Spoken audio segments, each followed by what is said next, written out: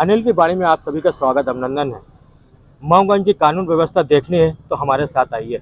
ये IG office कार्यालय है, जहाँ पे मऊगंज से पीड़ित लोग आते हैं। आपको घटना के बारे में बता दें, आपने कुछ दिन पहले देखा था, एक वीडियो वायरल हो रहा था जिसमें ऑटो में पीड़ित रहता है और दो लोग उसको बहुत मारते हैं। दिखा देते हैं कि मारपीट का ये है, ये मऊगंज की कानून व्यवस्था है।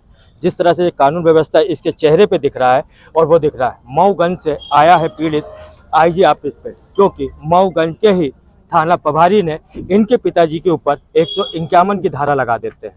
अब आप सोच सकते हैं कि जहां पीड़ित ही 151 की धारा में पहुंच जाए तो फिर क्या समझ सकते हैं कि कहां से न्याय मिलेगा।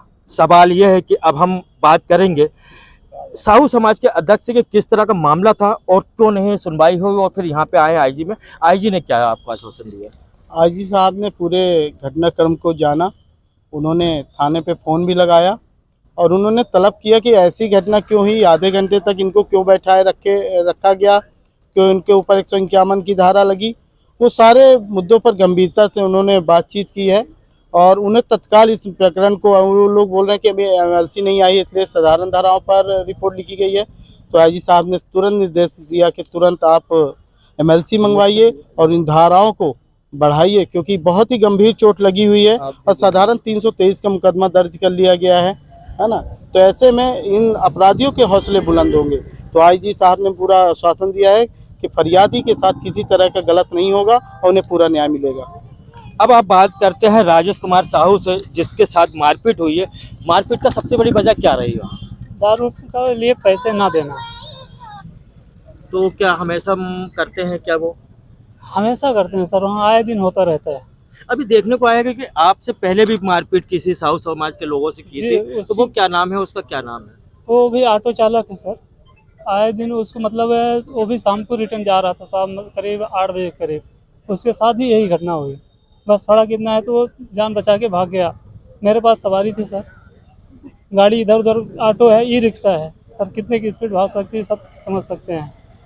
वहाँ पर रोक दिया क्योंकि सवारी की जान सुरक्षित होनी चाहिए, इसके कारण हम नहीं कर पाए, नहीं भाग पाए। उसके बाद मेरे को मारना शुरू किए पैसे ना देने के सिर्फ कारण। वो आयतन अपराधी है क्या? हाँ जी, कई घटना हो चुकी है, यानी कि उन्हीं के अंडर में कई लोगों को उनका साथ है। टीआई का क्या नाम है? TI sir Sandeep Bharti. ये वही संदीप भारती हैं जिनकी अभी कुछ दिन पहले एक गांव में कुटाई हुई थी। ये अस्पताल में एडमिट थे, अब वही लोगों को पिटवा रहे हैं। साफ तौर पर कहा जा सका कि जब थाना प्रभारी इस तरह के कृत्य में आ जाएं तो सबसे बड़ा सवाल आईजी को उठाना चाहिए कि ऐसे अधिकारियों को वहां से हटाया जाए। हम नहीं कह रहे हैं, इसके सिर की, माथे की चोट बता रही है, हाथ टूटा हुआ बता रहा है और कमर में लगी हुई चोट बता रहा है। सबसे बड़ा सवाल यही है कि जब ऐसा ही कानून मऊगंज में चले तो फिर कहने को क्या है बात है। आपको बता दें कि मऊगंज बहुत ही विवादों में आता है। अभी आपने कुछ दिन पहले मऊगंज के विधायक प्रदीप पटेल का देखा था, वीडियो वायरल हुआ था, जहां पे एक छोटी सी जमीन के पीछे वो वहां पे बैठ जाते हैं।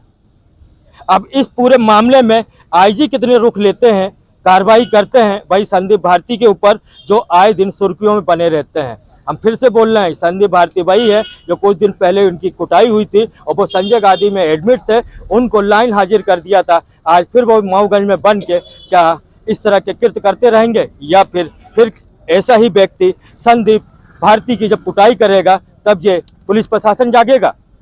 कानून अपने ऊपर लेके कानून को हटाने वालों को तुरंत हटाएं, नहीं तो ये अनशन साहू समाज का आज यहाँ तक है, कल ऐसा ना हो कि मुख्यमंत्री के निवास तक पहुँच जाए। रीवा से अनिल शर्मा।